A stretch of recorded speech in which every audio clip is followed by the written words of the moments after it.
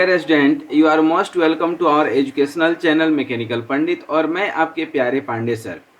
आज operation management में basically हम लोग देखने वाले हैं मेथड्स ऑफ जॉब इवेल्युएशन, जो जॉब इवेल्युएशन का सेकेंड टॉपिक है। फर्स्ट टॉपिक में हमने आपको बताया था जो कि 2 मिनट डिस्कस कर लें तो थोड़ा सा एक रिवीजन भी हो जाएगा और आगे आने वाले टॉपिक में मेथड्स जो बताने वाले हैं उसमें हेल्पफुल भी हो जाएगा। जैसा कि हमने बताया था कि जॉब इवैल्यूएशन है क्या, तो किसी भी ऑफिस में, फैक्ट्री में, कंपनी में, ऑर्गेनाइजेशन में जो भी मैन पावर काम करती है, अलग अलग जो है रोल होता है, रिस्पॉन्सिबिलिटी होती है, रिस्क होता है, अलग अलग क्वालिफिकेशन और एजुकेशन ट्रेनिंग की ज़रूरत पड़ती है उस काम को करने के लिए। उस काम के एवज में कितनी सैलरी या पेमेंट दे उसकी फिक्सेशन करना ही जॉब इवैल्यूएशन है।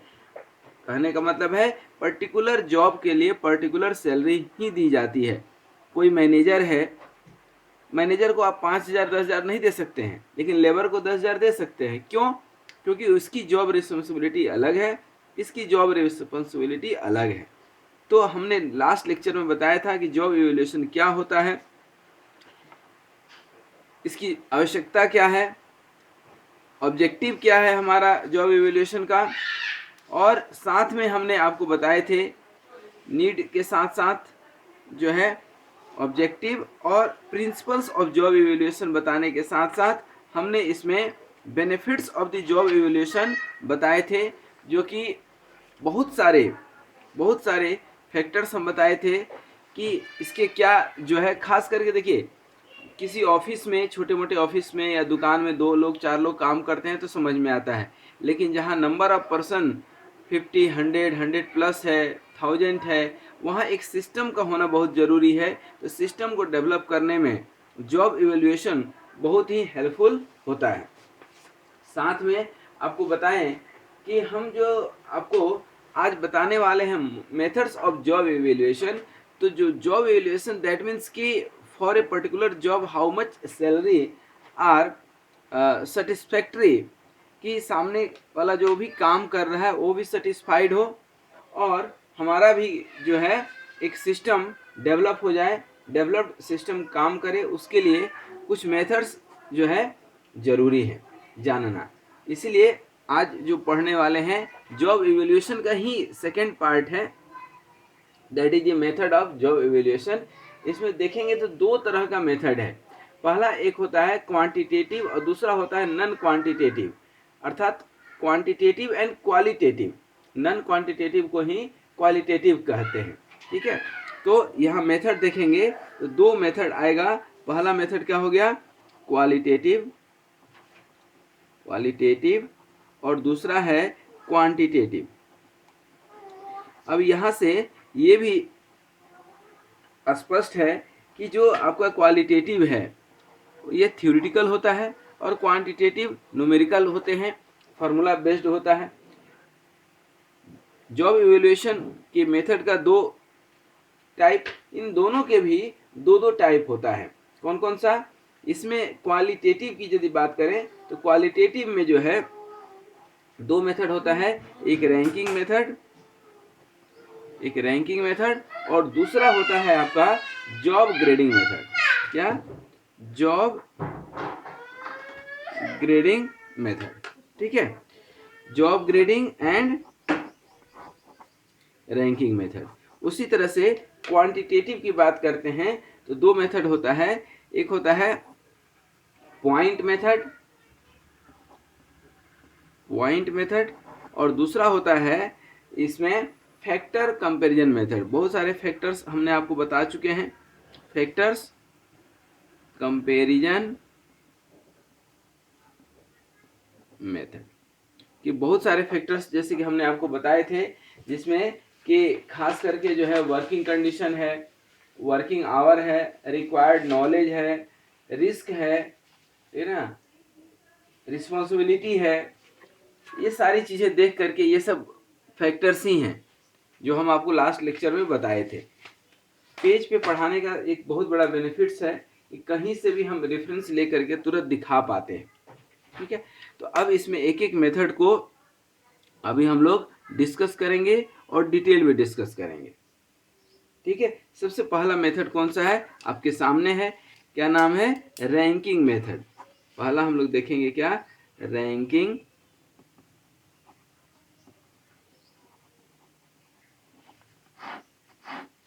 रैंकिंग मेथड क्या होता है बेसिकली, कि जब जॉब्स को रैंक करते हैं अकॉर्डिंग टू दी, जॉब्स को क्या करते हैं आप, रैंक करते हैं, रैंक में एक सीक्वेंस में, आइदर असेंडिंग या डिसेंडिंग ऑर्डर में उसको अरेंज करते हैं on the basis of importance, कौन सा वर्क इम्पोर्टेंट है, ठीक ना। अब इसमें इम्पोर्टेंस मतलब सिंपल टू टफ, क्योंकि हर जॉब सिंपल भी नहीं होता है, बट एक कॉमन, अब एक ये भी लॉजिक आता है कि जिसको आता है उसके लिए तो आसान है, आता किसको है, उसी को जिसके पास नॉलेज है, जो उस काम को कर सकता है, ठीक ना। तो यहाँ पे एक सीक्वेंस में करते हैं, फिर एक कमिटी होती है, कमिटी जो है जो भी इसके फैक्टर हैं उसको कंसीडर करते हुए असेंडिंग या डिसेंडिंग में अरेंज करने के बाद डिस्क्रिप्शन ऑफ जॉब जो है वो लिखती हैं, क्या, डिस्क्रिप्शन ऑफ जॉब, ठीक ना, वो जो है लिख देगी, ताकि इसको किसी को डाउट नहीं हो कि ये पहले क्यों रखा गया, ये बाद में क्यों रखा गया। जैसे ए बी सी ये 3 जॉब है, तो ये क्यों पहले, इसकी इम्पोर्टेंस ज़्यादा क्यों है, ये और ज़्यादा इम्पोर्टेंट क्यों है, इसलिए उसकी डिस्क्रिप्शन लिख देते हैं हम लोग, ठीक है। जो कमिटी होती है वो, इसमें हम मान करके चलते हैं कि जो है कहीं कोई पार्शियलिटी नहीं है, क्योंकि एक सिस्टम डेवलप कर रहे हैं, सिस्टम की बात आ रही है, तो यहाँ पर पार्शियलिटी वाली कोई फार्मूला नहीं है, लेकिन हाँ कुछ फैक्टर्स जो है ज़रूर कंसीडर करते हैं। फैक्टर्स में हम आपको बता चुके हैं, फिर भी एक बार लिख देते हैं, नेचर ऑफ जॉब, जॉब का नेचर क्या है। दूसरा सबसे इम्पोर्टेंट है working condition, working condition, working condition कैसा है, टफ है, रिस्की है, क्या है। सुपरविजन, सुपरविजन रिक्वायर्ड, कितना सुपरविजन रिक्वायर्ड है। फिर जो है रिस्पॉन्सिबिलिटी, रिस्क उसमें कितना है। अच्छा, आपको डाटा और आटा की कहानी बता चुके हैं, फिजिकल मेहनत कितना है और मेंटल मेहनत कितना है। पैसा हमेशा मेंटल मेहनत का मिलता है, ध्यान रखिएगा, ठीक है। तो ये जो है सिर्फ लिखना ही नहीं है, बल्कि आपको इसमें एक और काम करना है। इन सभी को जो है, सभी जो जॉब है आपको A B C D E जो भी है, सभी का जॉब डिस्क्रिप्शन जरूर लिखिएगा। सबसे पहला है job description, job description, job को डिस्क्राइब करना बहुत जरूरी है कि आखिर वो रिस्की है या रिस्पॉन्सिबल वाला ज़रूरत है या इसेंशियल है, या वर्किंग कंडीशन इसका ऐसा है वैसा है, टफ है, तो जो है उसको डिस्क्राइब करना है, सिर्फ बोलने से काम नहीं चलेगा। दूसरा है सिलेक्शन ऑफ रेटर्स, क्या है, सिलेक्शन ऑफ रेटर, जो उस काम को पहले कर चुके हैं, ठीक ना, उसमें हम लोग करते हैं रेटिंग कि भाई ये काम कितना टफ है। कि जैसे फैक्ट्री का जॉब है, क्लरिकल जॉब है, अनस्किल्ड जॉब है। अब अनस्किल्ड जॉब है, जो कर रहा है बोल रहा है नहीं नहीं भाई इसमें तो बहुत स्किल लगता है, ये सब लोग नहीं कर सकते हैं, ये तो बहुत दिमाग वाला खेल है, जबकि ऐसा कई बार होता नहीं है। वो हवा पानी बांधता है ताकि जो है ज़्यादा से ज़्यादा हमें सैलरी मिल सके। उसके बाद थर्ड और लास्ट करते हैं हम लोग ranking of all the jobs, ranking of all the jobs. इसके अकॉर्डिंग जो है आप क्या करते हैं, इसके अकॉर्डिंग जो है अब आप उसको रैंक करते हैं। दैट मीन्स कि ये जो है मेथड का 3 पॉइंट है और तीनों के आधार पर इसको असेंडिंग या डिसेंडिंग ऑर्डर में जमाते हैं, सिंपल टू टफ। अब जो टफ रहेगा उसके लिए वेजेज या सैलरी ज़्यादा होगा स्वाभाविक रूप से। लेकिन एक चीज़ यहाँ पे ध्यान रखिएगा कि जो रैंकिंग मेथड है, it is always beneficial for small companies having small kind of jobs, similar kind of jobs, वहीं पे ये बेनिफिशियल है, क्योंकि ये इजी टू अंडरस्टैंड है और एम्प्लॉय भी समझ जाता है कि हाँ इसमें कितना मेहनत है। दूसरा चीज़ है कि ये इकोनॉमिकल इन ऑपरेशन जहाँ होता है वहीं पर ये मेथड लगाते हैं। और तीसरा है कि ये किसी भी जो है डिटेल डिस्क्रिप्शन के साथ भी इसको हम लोग कर सकते हैं, क्योंकि ये इजी टू यूज है। इसमें लिमिटेशन सिर्फ इतना सा है कि इसमें ह्यूमन फैक्टर्स को कंसीडर हम लोग नहीं करते हैं, इसमें स्किल बहुत ज़्यादा नहीं देखते हैं, एफर्ट्स नहीं देखते हैं, इसलिए ये इजी टू यूज तो हो जाता है, बट इसका ये जो है लिमिटेशन है कि कई मामलों में ये इनएक्यूरेट भी हो जाता है। और सबसे बड़ी दिक्कत है कि एम्प्लॉय कई बार नाराज हो जाता है, सेटिस्फाइड नहीं होता है। तो ये था रैंकिंग मेथड। इसी तरह से एक दूसरा मेथड जो आप देख रहे हैं, जॉब ग्रेडिंग मेथड। क्या? Job grading method. ये जो जॉब ग्रेडिंग मेथड है, ये बेसिकली क्या होता है कि यहाँ पर जो भी आपके जॉब्स हैं उनको एक ग्रुप में जो है डिवाइड करते हैं, group of jobs on different basis, on different basis, ठीक ना। जैसे कोई फिजिकल मेहनत है कितना, तो फिजिकल मेहनत के आधार पे उसको एक ग्रुप बना लेंगे। कोई मेंटल मेहनत ज़्यादा है इसमें, किसी में बिल्कुल जो है टेंस वाला जॉब है, जैसे दूसरे से काम लेना है, to get the work done by others is very difficult, ठीक ना। मार्केटिंग है, अब मार्केटिंग में आपको कोई सामान बेचने जाना है, ठीक ना। मार्केटिंग में सामान आप बेचने जा रहे हैं और कस्टमर आपको जो है कुछ उल्टा पुल्टा बोल दिया तो भी आपको बर्दाश्त करना है। कॉलिंग, आपको जो है कस्टमर को कॉल करना है और कस्टमर यदि गुस्सा में कुछ बोल दिया, आर्गुमेंट कर लिया, वहाँ भी आपको बैलेंस करना है। तो ये इम्पोर्टेंस, रिस्पॉन्सिबिलिटी और इन सब के आधार पर जो है ग्रुप बना लेते हैं, या स्किल और एजुकेशन के आधार पर स्किल्ड है चाहिए कि अनस्किल्ड लोग चाहिए, क्लरिकल है कि एडमिनिस्ट्रेटिव वर्क है, एडमिनिस्ट्रेटिव वर्क है। जैसे मैं कॉलेज की बात करूं तो कॉलेज में 2-4 ही तो लोग होते हैं। जैसे ग्रुप की बात करें, कॉलेज की एग्जांपल दें तो एक प्रोफेसर्स के ग्रुप होते हैं, प्रोफेसर की ग्रुप हो गई। दूसरी क्या हो जाएंगे, लैब टेक्नीशियन, ये लैब स्टाफ होते हैं जो ट्रेनर देते हैं, ठीक है ना, एक ग्रुप हो जाएगा। टीचिंग असिस्टेंट कुछ होते हैं, वो हो जाएगा। रिसर्च फेलो होते हैं, उनका एक ग्रुप हो जाएगा। फिर एडमिन डिपार्टमेंट होता है, तो एडमिन वाले एक ग्रुप हो जाएंगे। तो ये 4-5 ग्रुप कॉलेज में बनते हैं, ठीक है। तो ये इनकी रिस्पॉन्सिबिलिटी, इनकी इम्पोर्टेंस, जो भी ग्रेड है एक सिमिलर ग्रेड बनाते हैं, सिमिलर ग्रेड बनाते हैं ranking method, job grading method में। इसीलिए अब देखते होंगे एक मार्केट में चलता है grade pay, grade pay salary से रिलेटेड है कि कितना ग्रेड पे दे रहे हैं। 4500 वाला ग्रेड पे है, 6500 वाला है, 9000 है, 45,000 है, 65,000 तक भी ग्रेड पे है, 65,000 to 95,000, है ना। तो ये जो है ग्रेडिंग करते हैं। तो अब इसमें यदि स्टेप्स कोई पूछता है कि कौन कौन से स्टेप्स हैं, कोई स्टेप्स पूछता है कि कौन कौन से स्टेप्स है, तो स्टेप्स में बेसिकली हम लोग जो है डिस्कस जो करते हैं,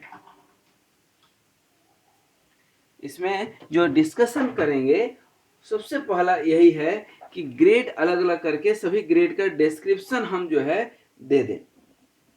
ग्रेड का डिस्क्रिप्शन यहाँ पे बहुत जरूरी है।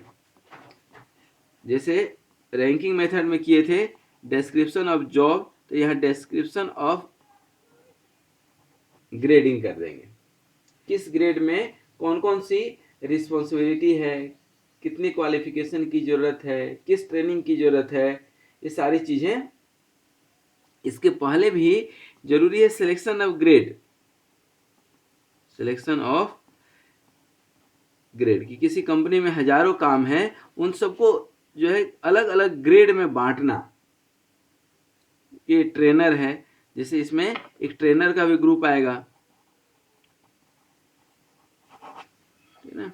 तो ये जो है ग्रुप हो गए। दूसरा होता है selection of grade, it is also very important. कोई ऐसा नहीं कि कोई काम छूट जाए, किसी काम को हम लोग छोटा समझ लें या किसी काम को बड़ा समझ लें, ठीक है। ग्रेडिंग द की जॉब्स, ये भी बहुत इंपॉर्टेंट है। कुछ जॉब जो है क्या होता है, की जॉब बोलते हैं उसको, ग्रेडिंग ऑफ की जॉब्स, वो अटमोस्ट इंपॉर्टेंट होता है। वो भी देखना है कि jobs are which are being assigned is appropriate to that grade level and their relationship with each other are studied. All the jobs are put in relevant grade or classification. Once you classify the grade, इसमें चाहे वो clerical हो, technical हो, communication वाला हो या physical हो, जो भी हो, उनको ग्रेड करने के बाद जो है हम लोग सेम एक पे करते हैं कि कौन सा ग्रेड जो है ज़्यादा मेहनत वाला है। अब सिर्फ मेहनत ही नहीं देखना है, जैसे एक प्रोफेसर है, एक लैब स्टाफ है, एडमिनिस्ट्रेशन है, तो भाई प्रोफेसर जो है भले 8 घंटे में 1 घंटे क्लास लेता है, लेकिन उसकी सैलरी 2.5 लाख है। क्यों? क्योंकि वो 1 घंटा पढ़ाने के लिए अपने ज़िंदगी का 40 साल वो दिया है। ये जो एडमिनिस्ट्रेशन में काम कर रहे हैं, ये कोई भी कर लेता है, एक सिंपल ग्रेजुएशन किया हुआ व्यक्ति भी बढ़िया से मैनेज कर लेता है। लेकिन हजारों बच्चों को मैनेज करना, सैकड़ों बच्चों को पढ़ाना, क्लासरूम में खड़ा होकर के एक जिम्मेदार नागरिक तैयार करना, ये बहुत बड़ी बात है। तो ये प्रोफेसर के अलावा, एक शिक्षक के अलावा कोई नहीं कर सकता है। और आज भी शिक्षा के क्षेत्र में शिक्षक का महत्वपूर्ण योगदान है। इसीलिए समाज में अभी भी अच्छे नागरिक मिलते हैं। जिस दिन शिक्षक जो है अपना कर्तव्य निभाना बंद कर देगा, तो नागरिक भी आपको अच्छे नहीं मिलेंगे। जो आप देखते हैं अभद्र, भ्रष्ट, गैर जिम्मेदार नागरिक जो आप देखने मिलता है, उसका मतलब सिर्फ इतना सा ही है कि उनके जीवन में कोई अच्छा शिक्षक नहीं मिला है। जहाँ जीवन में जब तक गुरु नहीं, तब तक जीवन शुरू नहीं। अब इस मेथड का एडवांटेज क्या है दोस्तों? स्टेप्स के बाद थोड़ा सा एडवांटेज देख लीजिए। एडवांटेज क्या है? एक सिस्टमेटिक क्राइटेरिया है ये, है ना। इट इज वेरी सिस्टमेटिक, ये जरूर आप लिखिएगा यदि पूछा जाता है तो, यह समझिएगा सिस्टमेटिक है, वेरी सिस्टमेटिक। फिर ये इजी टू अंडरस्टैंड होता है, easy to operate, easy to understand and easy to operate, दोनों चीज है इसमें। फिर यहाँ पर इसके लिए पे स्केल डिटरमाइन करना भी आसान होता है, easy to set pay scale, pay scale set करना भी आसान होता है। फिर ये जो है सबसे बड़ा इसका एडवांटेज है कि ये जो है गवर्नमेंट डिपार्टमेंट में सबसे ज़्यादा जो है ये यूज होता है। आज प्राइवेट में तो थोड़ा सा कम है, लेकिन प्राइवेट में भी ये मेथड सक्सेस है। इसके लिमिटेशन क्या है, डिसएडवांटेज क्या है? Classification of job is basically done by executives, ठीक ना। प्राइवेट सेक्टर में दिक्कत है, गवर्नमेंट में जनरली दिक्कत नहीं आती है। प्राइवेट में दिक्कत यह है कि भाई सैलरी सेट करने वाला भी कौन है? कोई ना कोई ह्यूमन बीइंग है ना, वो मैनेजमेंट के टच में होता है, मैनेजमेंट का प्रेशर होता है, इसलिए पार्शियलिटी होना स्वाभाविक है, ठीक है। तो पहला चीज है पार्शियलिटी होती ही होती है। कई जगह यूनियन बड़ा इफेक्टिव है, तो यूनियन के डर से भी जो है लोग सैलरी ज़्यादा दे देते हैं या कम दे देते हैं। इसमें जॉब की बहुत ज़्यादा डिटेल एनालिसिस नहीं हो पाती है। जॉब एनालिसिस जैसे कहने के लिए तो सब प्रोफेसर ही है, सब फैकल्टी ही हैं, लेकिन क्या सभी फैकल्टी एक जैसे पढ़ाते हैं? नहीं पढ़ाते हैं, नहीं पढ़ाते हैं। इसीलिए यहाँ थोड़ा सा, जबकि सैलरी हो सकता है जो बहुत ज़्यादा लेता हो बहुत कम पढ़ाता हो, दिल और दिमाग लगा के नहीं पढ़ाता हो, समय से क्लास में नहीं पहुंचता हो, बच्चों के प्रॉब्लम को अटेंड नहीं करता हो। तो बहुत सारे एक हमने एग्जाम्पल दिया। ये जो है इसका एक तीसरा और सबसे लास्ट है कि this job grading method is not possible in large organization. Large organization में ये पॉसिबल नहीं है। और लास्ट की यदि बात करें, लास्ट में कि ये जो है नॉन फ्लेक्सिबल है, फ्लेक्सिबिलिटी इसके अंदर नहीं है, नॉन फ्लेक्सिबिलिटी, क्योंकि बार बार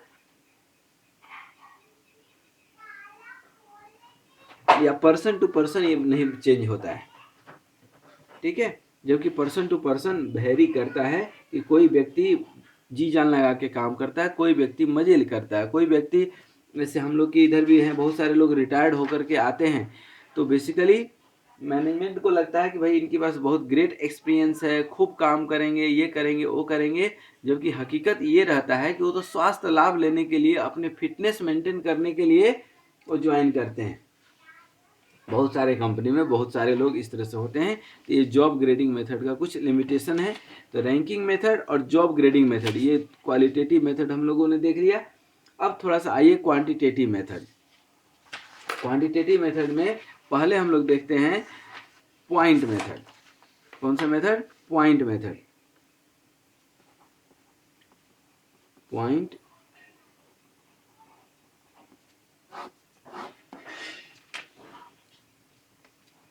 पॉइंट मेथड में ये एक टेक्निक है जॉब इवैल्यूएशन का जो सबसे इम्पोर्टेंट है, ठीक है ना। ये जो है मोस्ट पॉपुलर है, मोस्ट पॉपुलर है। ये जो है क्वांटिटेटिव और एनालिटिकल अप्रोच जो है यूज करता है। एनालिटिकल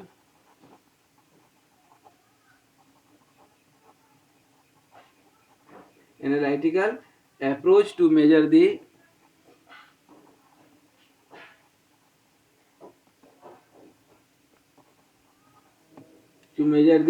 जॉब या जॉब वैल्यू लिख देते हैं, पूरा जॉब की वैल्यू। इसमें बहुत सारे इंपॉर्टेंट फैक्टर कंसीडर करते हैं। ये सारे फैक्टर्स कई बार हम डिस्कस कर चुके हैं। Degree of each factor is also assigned A point. जितने भी फैक्टर्स हैं, ठीक है, उसको हम लोग एक पॉइंट असाइन करते हैं, असाइन ए पॉइंट। और पॉइंट कहाँ? 0 to 10 के बीच में, या किसी किसी कंपनी में 1 to 10 के बीच में पॉइंट असाइन करते हैं हर फैक्टर को। जैसे एक एग्जांपल के तौर पे हम आपको बताएं कि जैसे मान लीजिए कि रेलवे में कोई इंजीनियर का जो है रिक्रूटमेंट चल रहा है, मान लीजिए, ठीक है। तो इसमें हम जो ओवरऑल मार्क्स करेंगे, तो मार्क्स हो जाता है एकेडमिक जो सामने वाला पढ़ाई किया है इसके मान लीजिए 50, रिटन टेस्ट का कर दिया 30 और इंटरव्यू का कर दिया 20। तो ये क्लासिफिकेशन हो गया कि नहीं? इसी को क्वांटिटेटिव मेथड बोलते हैं। फिर इस 50 को भी ब्रेक कर देगा। कैसे? कि आपने यदि इंजीनियरिंग किया है तो ग्रेजुएशन में ऐसे लिख देते हैं, ग्रेजुएशन का 10 मार्क्स। अब 10 मार्क्स कब मिलेगा? जब आपका 100% मार्क्स होगा, या 90% होगा तो 10 मिलेगा। अब 80% होगा तो 9 मिलेगा, 70 होगा तो इसमें से ग्रेडिंग कर देगा। फिर 10th के बेसिस पे आपको 10 नंबर दे दिया, 12th के बेसिस पे आपको 10 नंबर दे दिया, ठीक है। फिर कोई ट्रेनिंग के 10 नंबर दे दिया, कोई ट्रेनिंग आपने किया है, फिर 10 नंबर दे दिया आपका एक्सपीरियंस का, ठीक है। अब एक्सपीरियंस का भी सेट कर देगा कि मैक्सिमम एक्सपीरियंस इज 10 ईयर्स। 10 साल एक्सपीरियंस है तो 10 नंबर आपको ऐसे ही मिल गए। एक्सपीरियंस 0 है तो 0 नंबर मिला। ट्रेनिंग आपने कोई करी है, रिक्वेसाइड ट्रेनिंग 2, 3, 4, तो आपको 10 नंबर मिल गया। कोई ट्रेनिंग नहीं की है, 0 मिल गया। 12th में आपने 80% लाया तो 10 में 10 मिल गया। यदि 50% से पास हुए हैं तो 5 मिल गया। ऐसा कुछ उनकी सेटिंग होती है, ठीक ना। तो ये हमने एक एग्जाम्पल जो है आपको बता दिया। उसी तरह से रिटन में ऑब्जेक्टिव टेस्ट हुआ, उसमें मार्क्स देख लिए आपने। 50 क्वेश्चन है, 50 क्वेश्चन में 50 बना दिया, 30 मिल गया। आप रिटन एग्जाम देते होंगे, मालूम है इंटरव्यू में भी कुछ क्राइटेरिया सेट रहता है। 2 लोग 4 लोग इंटरव्यू पैनल में बैठते हैं, सभी मार्क्स देते हैं, तो मैक्सिमम मार्क्स कितना रहेगा 20। मान लीजिए कि नियम बना दिया कि 5 क्वेश्चन पूछा जाएगा, ईच क्वेश्चन कैरी 4 मार्क्स। यदि क्वेश्चन का आंसर सेटिस्फैक्ट्री है तो 4 दे सकता है, 3 दे सकता है, 2 दे सकता है। तो इस तरह से क्राइटेरिया करके आपकी ये टोटल आउट ऑफ 100 निकाल लेते हैं और 100 में जो मैक्सिमम रहेगा उनको सिलेक्ट कर देंगे। अब यहाँ पर चूंकि कौन सा है, जॉब इवेल्युएशन सैलरी सेट करना है, तो 100 पॉइंट जो लाएगा उसको 50,000 मिला। मान लीजिए जो 80 पॉइंट लिया उसके हिसाब से सेट कर लेंगे अब फार्मूला, ठीक है। मतलब 80 है तो 50,000, अब 70 है तो इसके हिसाब से मैंने 80 पॉइंट इधर लाए तो 50,000 सैलरी, तो 70 लाएंगे तो कितना होगा 50 डिवाइडेड बाई 80 इंटू 70। कोई 50 पॉइंट्स लाया तो 50 पॉइंट्स में कितना हो जाएगा 50 डिवाइडेड बाई 80 इंटू 50, ये फिक्स हो गया, ठीक है। तो निकाल सकते हैं। तो ये सबसे पहला काम क्या है आपका कि फैक्टर को एक पॉइंट असाइन करते हैं। ये एजम्पशन भी हम लोग एज्यूम करके चलते हैं कि the factors which are going to be considered is important and that will be directly converted into wage rates, ठीक है। वेज रेट के अकॉर्डिंग हम लोग इसको कन्वर्ट भी करते हैं। तो सबसे पहला इसमें जो है स्टेप्स की यदि हम बात करते हैं स्टेप्स की, तो सबसे पहला स्टेप है कि types of job to be evaluated. कौन से टाइप का जॉब है, जॉब्स टू बी इवेल्युएटेड।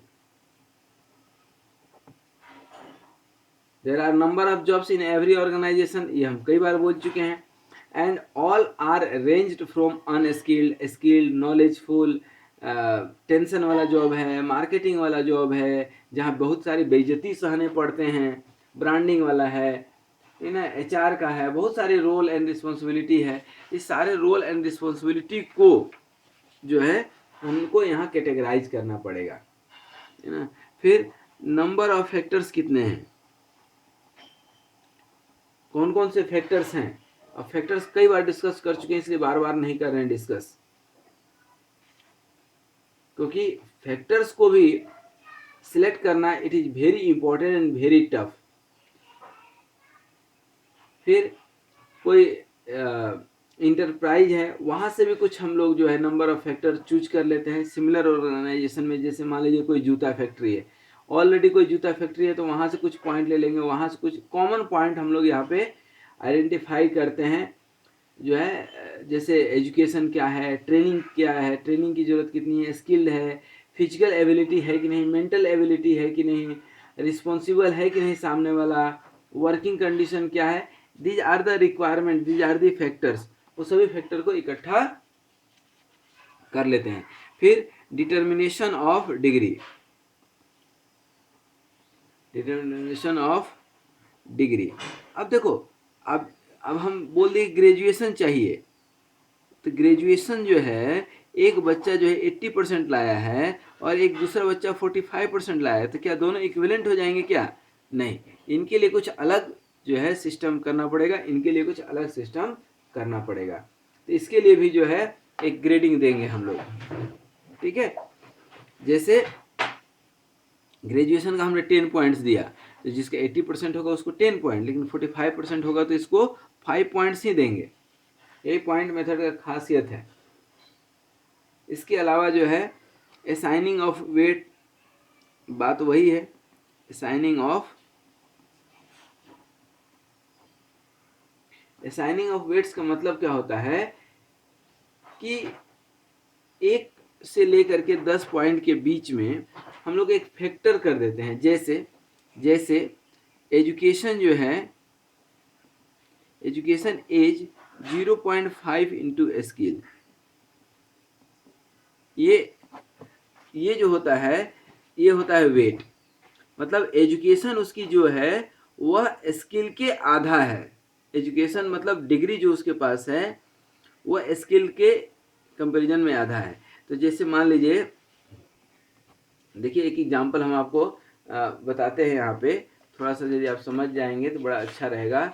जैसे यहाँ पे हम आपको बताते हैं, जैसे फैक्टर कौन कौन सा है, एजुकेशन है, ये आपका स्किल्ड है, रिस्पॉन्सिबिलिटी है, तीन चीज़ है मान लीजिए। अब तीनों को जोड़ करके हमें बनाना है।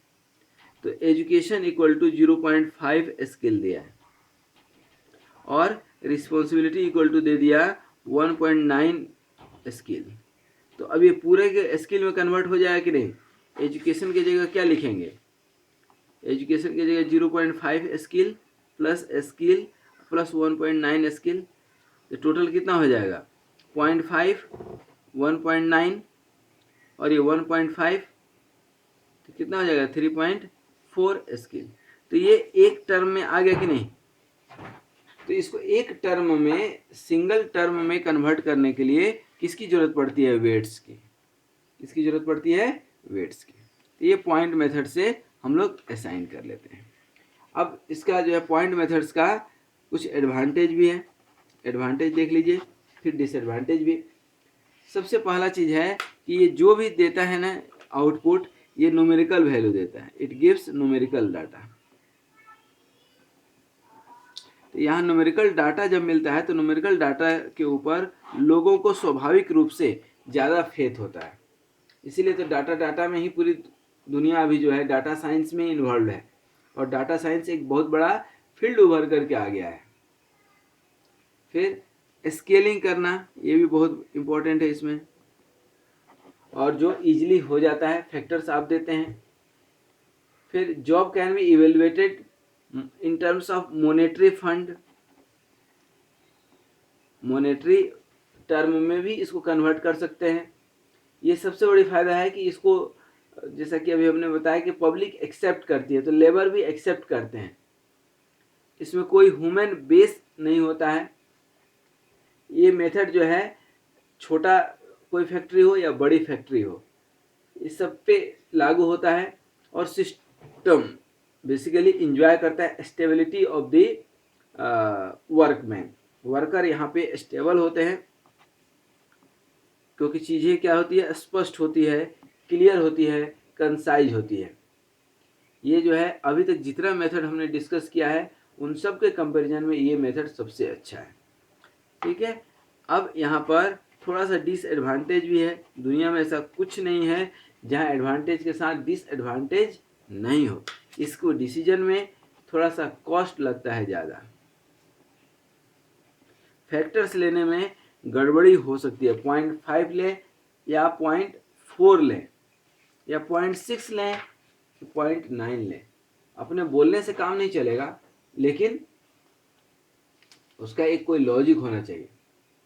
फिर जो आप जॉब डिफाइन करते हो, to define the job is also very important. To define the job, job description जिसको बोलते हैं। फिर selection of factors, factors and sub factors, ये भी बहुत इंपॉर्टेंट है। एजुकेशन, ग्रेजुएशन हम बोल रहे हैं, ग्रेजुएशन के अंदर भी कौन किस सब्जेक्ट से ग्रेजुएशन किया है। कोई हिस्ट्री से किया है, कोई मैथमेटिक्स से किया है, तो दोनों का टैलेंट एक ही लेवल पे नहीं है तो दोनों ग्रेजुएशन, लेकिन टैलेंट एक जैसा नहीं हो सकता है। तो इट इज एलोकेटिंग, ऐसे लिख सकते हैं, एलोकेटिंग वेट्स आर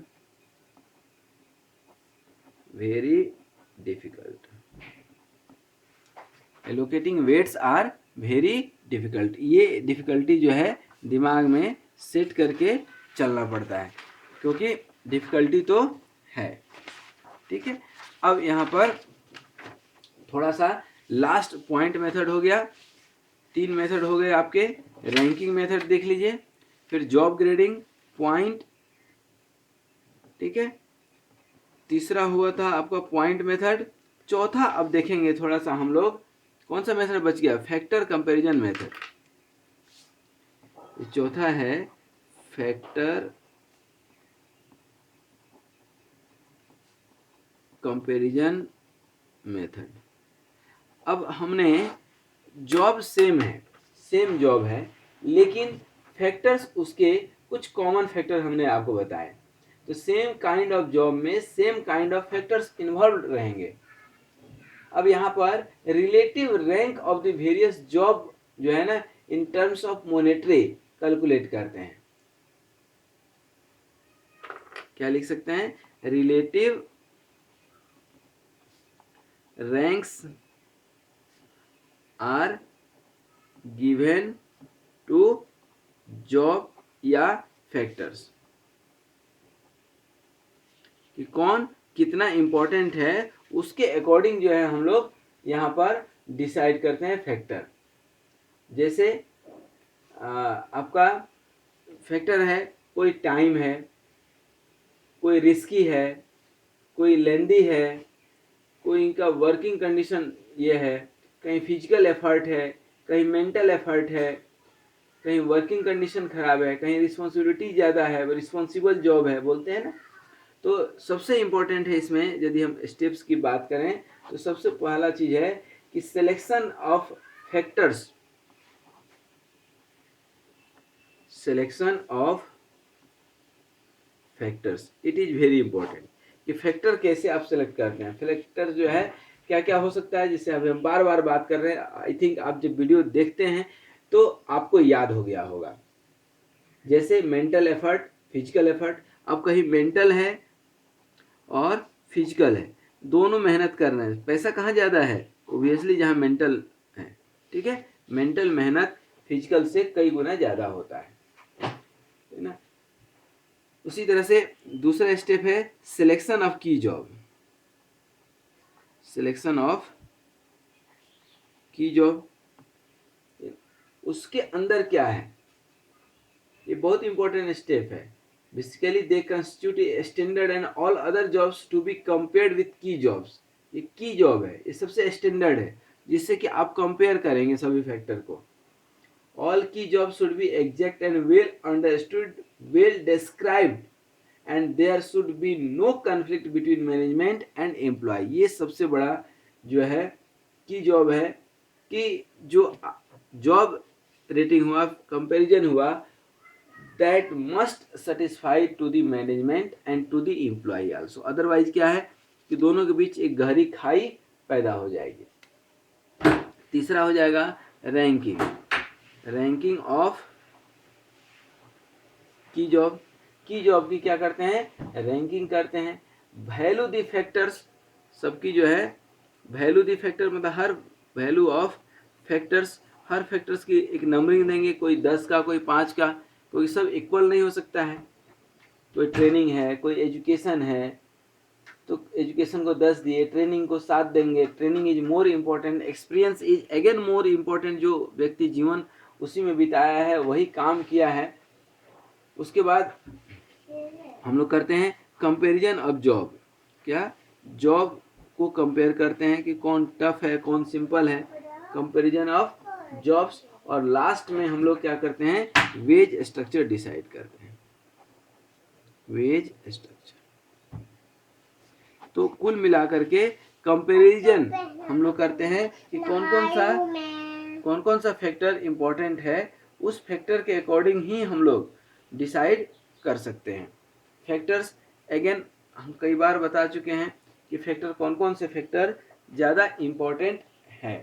तो यहाँ पर क्या क्या हम लोग डिस्कस किए अभी तक में, कि selection of factors, selection of key job, और सिलेक्शन ऑफ की जॉब के साथ साथ जो है यहाँ पर रैंकिंग बहुत ज़रूरी है। रैंकिंग नहीं करेंगे तो बेसिकली ये जो है रैंकिंग जो मेथड था आपका, जो शुरू वाला ही फर्स्ट वाला ही था, सब में तो वही जाएगा, क्योंकि असेंडिंग और डिसेंडिंग करना तो ज़रूरी है ना, तभी तो आप डिसाइड कर पाएंगे कौन इम्पोर्टेंट है, कौन कम इम्पोर्टेंट है। तो ये सब करने के बाद जो है अब थोड़ा सा देखते हैं एडवांटेज ऑफ कंपैरिजन मेथड। तो बेसिकली ये सिस्टमेटिक है and every jobs are discussed, every factors are to be quantified. उसको एक वैल्यू देना बहुत ज़रूरी है। दूसरा होता है कि ये easy to explain the worker है, easy to explain to worker. ठीक है, एक्सप्लेन करना क्या हो जाता है, आसान हो जाता है, क्योंकि कंपैरिजन हमने यहाँ कर लिया। फिर नंबर ऑफ फैक्टर्स जो है लिमिटेड इसमें रखते हैं, लिमिटेड फैक्टर्स जो कि इजी टू अंडरस्टैंड हो, अदरवाइज कंपेयर आप नहीं कर पाएंगे। इसी तरह से इसके कुछ डिसएडवांटेज भी या लिमिटेशन कह लें, डिसएडवांटेज भी होते हैं।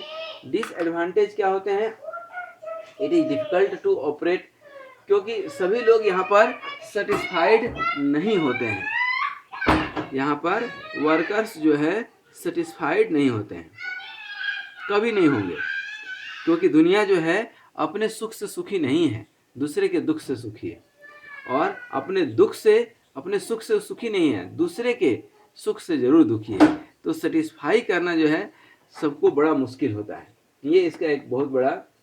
फिर फैक्टर्स कंपैरिजन में जो है ये कुछ जो खर्चे आते हैं, एक तो एफर्ट्स ज़्यादा लगता है, और दूसरा ये एक्सपेंसिव मेथड है। क्या है, एक्सपेंसिव मेथड है। तो ये इसके कुछ लिमिटेशन हैं। अब ये मेथड ऑफ जॉब इवैल्यूएशन हमने देखा, कौन कौन से मेथड देख लिए हमने, ranking method, job grading method हम लोगों ने देखा, पॉइंट मेथड हम देखे, फैक्टर्स कंपैरिजन मेथड भी देख लिए। इसके साथ ही थोड़ा सा 2 पॉइंट और देखेंगे कि essential for the success of job evaluation, कोई भी हम लोग जॉब इवैल्यूएशन के लिए जो इसेंशियल फैक्टर कंसीडर करते हैं, जो प्रोग्राम करते हैं या जो डिसाइड करते हैं, वो सक्सेस किस पे डिपेंड करता है। कि जॉब इवैल्यूएशन आप कर रहे थे, job evaluation success, job evaluation success के लिए इसेंशियल कंडीशन क्या है या इसेंशियल पैरामीटर क्या है, इसेंशियल पैरामीटर्स कौन कौन से हैं,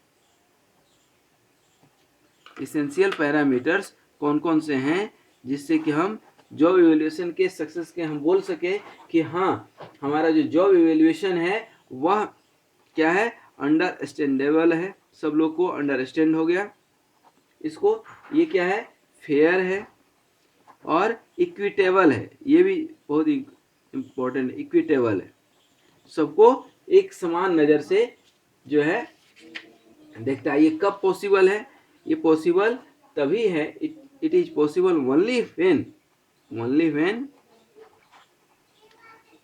जब फॉलोइंग पॉइंट जो है, job evaluation should be well clear to the staff, it should be well clear to staff, तब तो आपका मेहनत सफल हो गया। Well clear to staff, well clear to staff है तब तो ये क्या हो गया, क्लियर है, अदरवाइज दिक्कत है।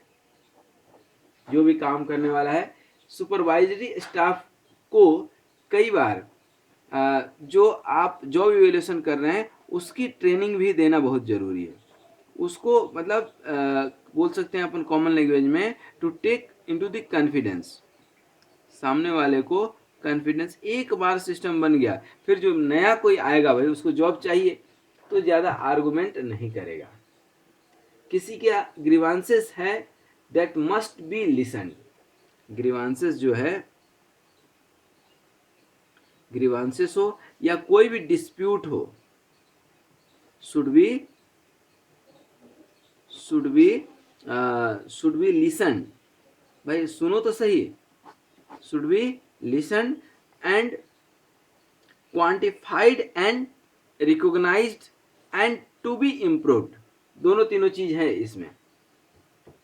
आपको जॉब इवैल्यूएशन प्रोग्राम को सक्सेस करना है तो लोगों को कॉन्फिडेंस में लेकर के, किसी की कोई गिला शिकवा शिकायत हो उसको सुनना पड़ेगा। फिर सबके लिए कैटेगरी वाइज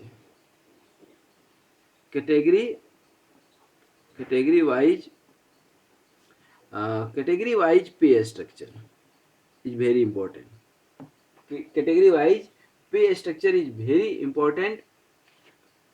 फिर एक हमने आपको बताया एज ए ग्रेड के अकॉर्डिंग जो है, या according two types of job, अलग अलग टाइप का जॉब है तो अलग अलग पे स्ट्रक्चर बनना स्वाभाविक है।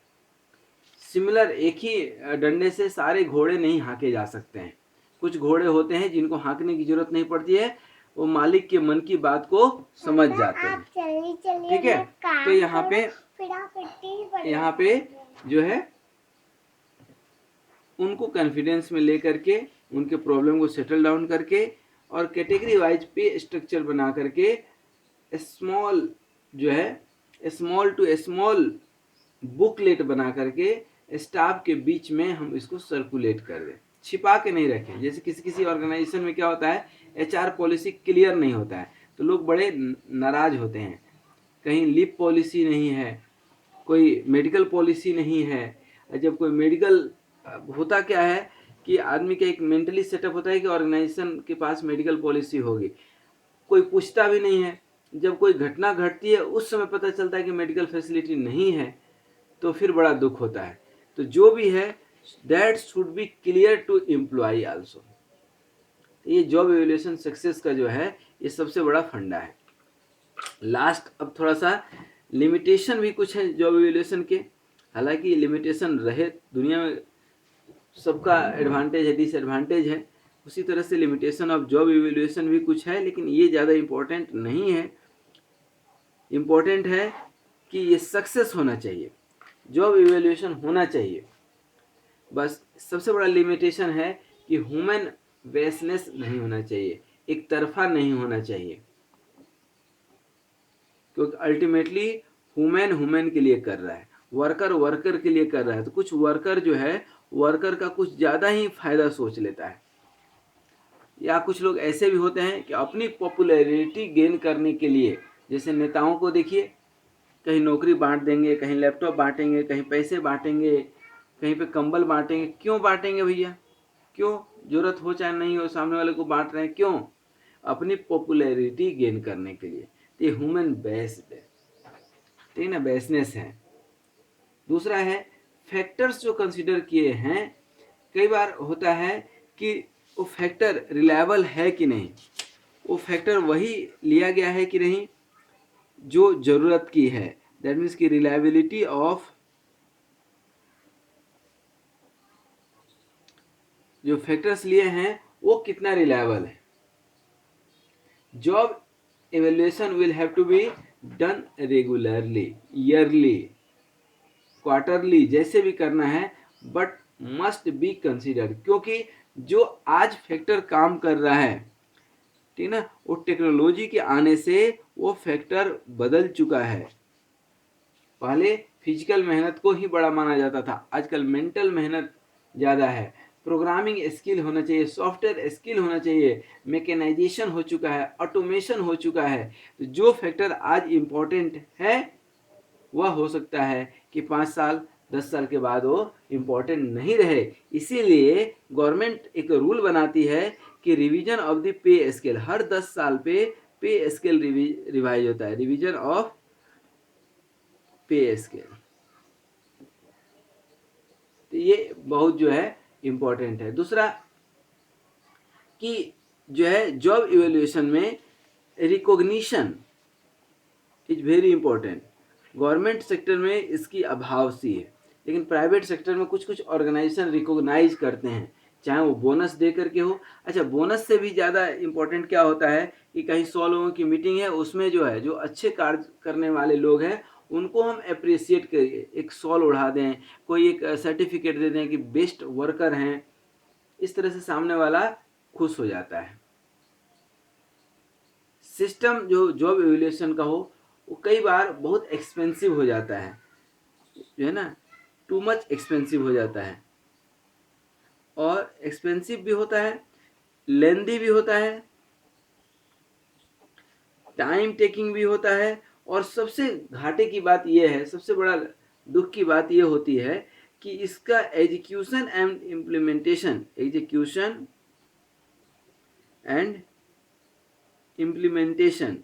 सही से नहीं होता है। एग्जीक्यूशन एंड इम्प्लीमेंटेशन सही से नहीं होता है। फिर जॉब इवैल्यूएशन में निगोशिएशन के रास्ते बंद हो जाते हैं। यदि कहीं फिक्स हो गया, हालांकि प्राइवेट ऑर्गेनाइजेशन में तो है, जो है निगोशिएशन, बट गवर्नमेंट सेक्टर में निगोशिएशन लगभग क्या हो गया है, खत्म हो गया है। तो worker insist the inclusion of some factor which में फील फेवरेबल टू देम।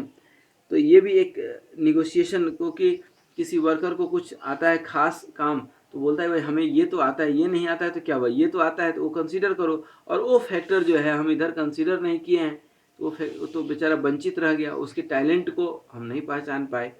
तो ये इसका जो है एक जो है लिमिटेशन कहा जा सकता है।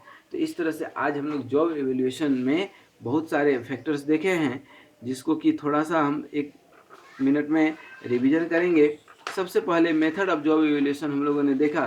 तो मेथड ऑफ जॉब एवेल्यूएशन में सबसे पहले क्वालिटेटिव में और क्वालिटेटिव एंड क्वांटिटेटिव 2 मेथड हुए। फिर दोनों के दो मेथड्स हैं। हमने रैंकिंग मेथड डिस्कस किया। रैंकिंग मेथड सबसे आसान मेथड है। उसके बाद दूसरा हम लोगों ने डिस्कस किया जॉब ग्रेडिंग मेथड। जॉब को एक ग्रेड में जो है ऑन द बेसिस ऑफ, जैसे प्रोफेसर का हमने बताया था या टीचर का, तो टीचर का काम क्या है, पढ़ना और पढ़ाना दोनों काम होना चाहिए। यदि कोई टीचर सिर्फ पढ़ाता है, पढ़ता नहीं है, तो फिर कोई मतलब नहीं है। फिर लैब स्टाफ है, टीचिंग असिस्टेंट है, रिसर्च फेलो हैं, एडमिनिस्ट्रेशन है, क्लरिकल जॉब है। तो इस तरह से कैटेगरी बता देते हैं। एक कॉलेज का हमने एग्जांपल लिया। उसी तरह किसी भी ऑर्गेनाइजेशन में जाएंगे तो एक प्रोडक्शन का है, कोई सुपरवाइजर है, कोई परचेज वाले हैं, तो सब एक अलग अलग कैटेगरी बना देते हैं। उस कैटेगरी को एक पर्टिकुलर ग्रेड पे देते हैं।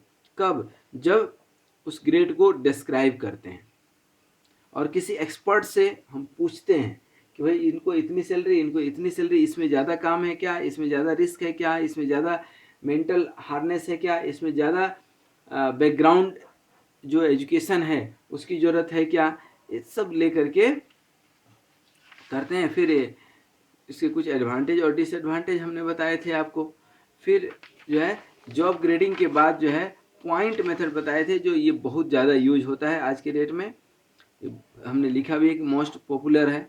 ये एनालिटिकल अप्रोच होता है, इसके ऊपर लोग फेथ ज़्यादा और आसानी से करते हैं।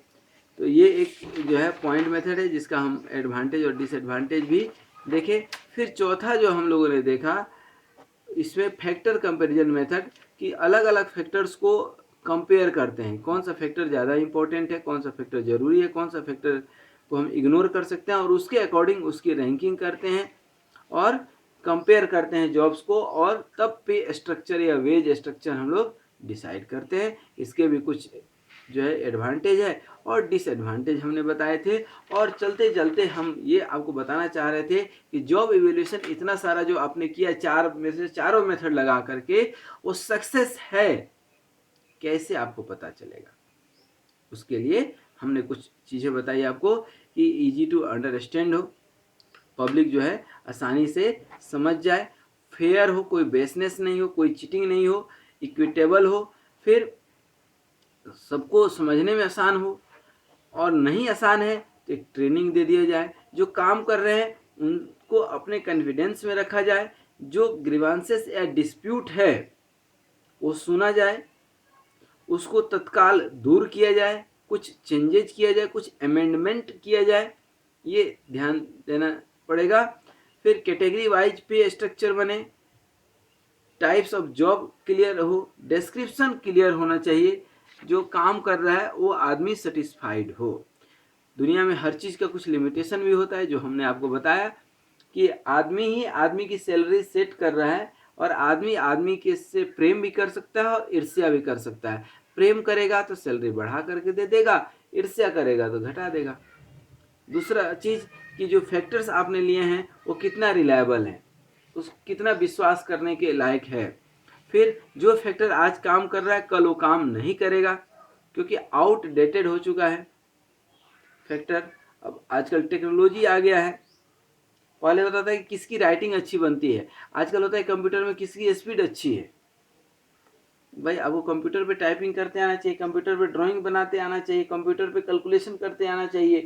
तो ये चूँकि कंप्यूटर का ज़माना है, टेक्नोलॉजी का ज़माना है, तो पहले के हिसाब से कोई बहुत अच्छा डॉक्यूमेंट तैयार कर लेता है तो उसकी सैलरी आज के डेट में नहीं बढ़ेगी, आज के डेट में उसकी सैलरी बढ़ेगी जो कंप्यूटर पे काम कर लेता है अच्छे से। तो समय समय की बात है, समय समय पर हर 10 साल पे जिस तरह से गवर्नमेंट में इसी कारण से पे स्केल रिवाइज होता है, तो पे स्केल रिवीजन करते रहना चाहिए। दूसरा, इस सब दुनिया में पैसा बहुत बड़ी चीज़ है, लेकिन मैं बार बार बोलता हूँ पैसा ही सब कुछ नहीं है।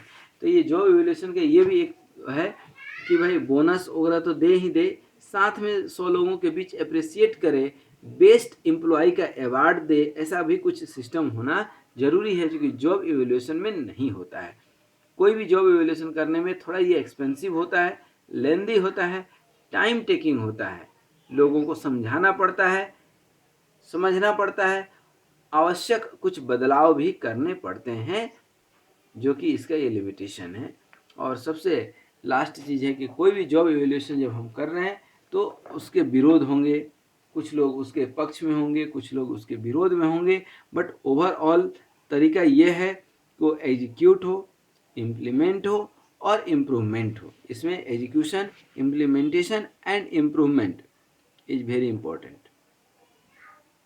इम्प्रूवमेंट होना बहुत ज़रूरी है। और लास्ट क्या है, निगोशिएशन। निगोशिएशन मतलब किसी व्यक्ति विशेष को कोई एक दूसरा टैलेंट है, उसके अंदर कुछ छिपा हुआ टैलेंट है, उसको भी सुनना चाहिए, उसको कहीं यूज करना चाहिए। क्योंकि मैं एक चीज़ बार बार बोलता हूँ, दुनिया में कोई भी व्यक्ति अयोग्य नहीं है।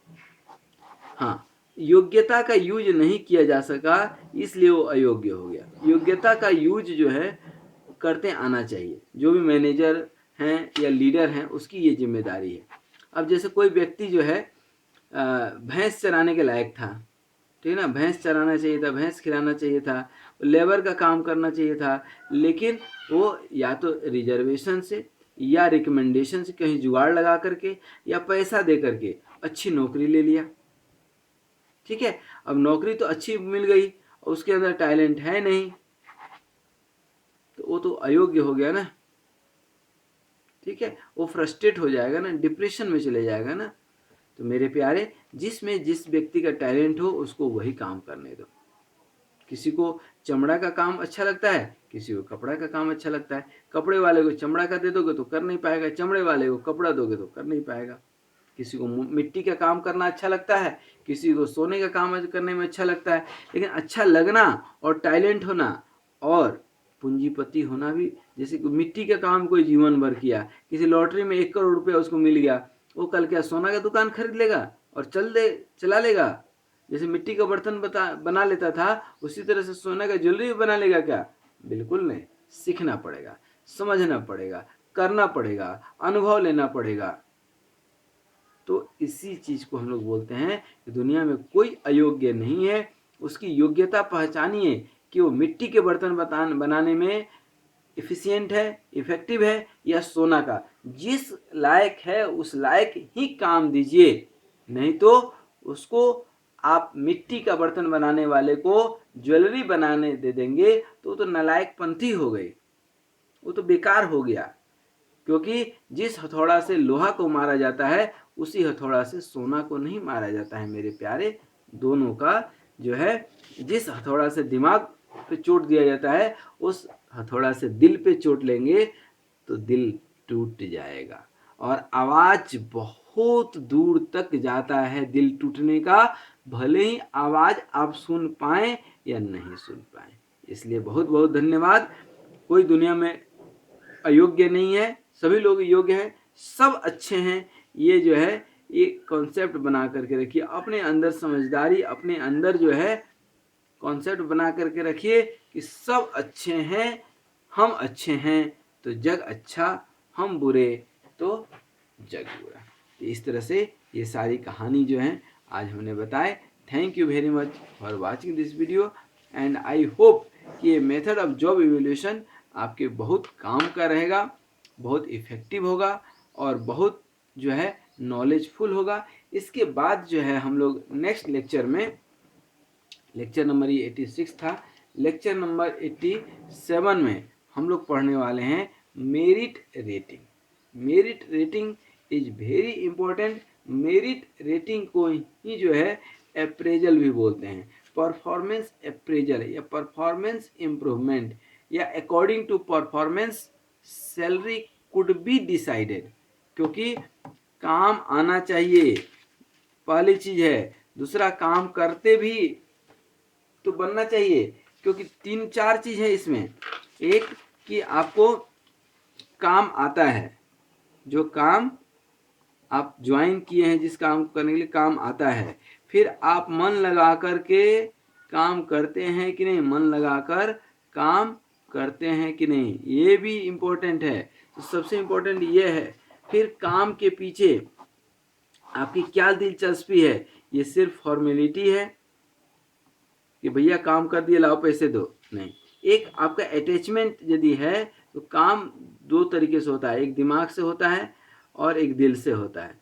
तो दिल और दिमाग दोनों लगाना है। दिल मतलब क्या, इमोशन, इमोशन इंटरेस्ट रहेगा ना उस काम में, तो काम की सुंदरता बढ़ जाएगी।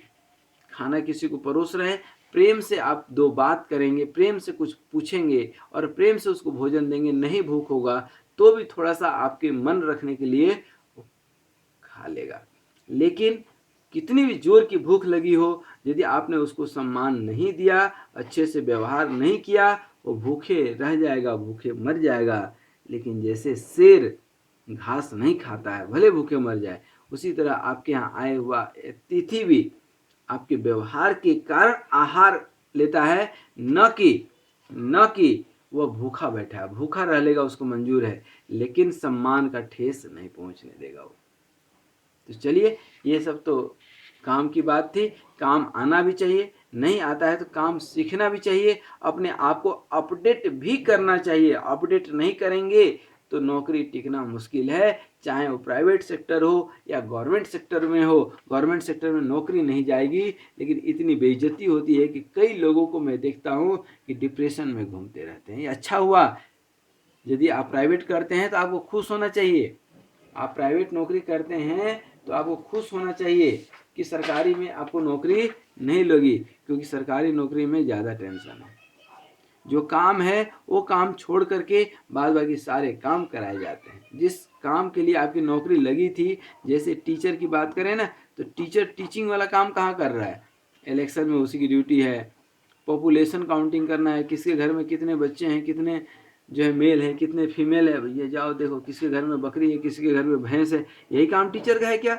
ये जो नेता लोग जो है ना, जो मूर्ख नेता लोग हैं, जो एक सिस्टम बना दिए हैं अनपढ़ गंवार लोग, कि शिक्षक की वैल्यू नहीं समझते हैं। आज भी समाज में शिक्षक के हाथ में छड़ी दे दिया जाए, पूरे समाज को वह सुधार सकता है। ये एक शिक्षक के अंदर जो है एबिलिटी होती है, उसके अंदर ये जो है क्षमता होती है। तो आइए हम लोग इस लेक्चर्स को आज समझे, और उम्मीद करते हैं कि बहुत अच्छे से आप समझे होंगे जॉब इवैल्यूएशन के मेथड्स को। और इन मेथड्स के साथ ही नेक्स्ट क्लास में हम लोग पढ़ेंगे मेरिट रेटिंग। आज यहीं तक, तब तक के लिए धन्यवाद। स्वस्थ रहिए, मस्त रहिए और मुस्कुराते रहिए।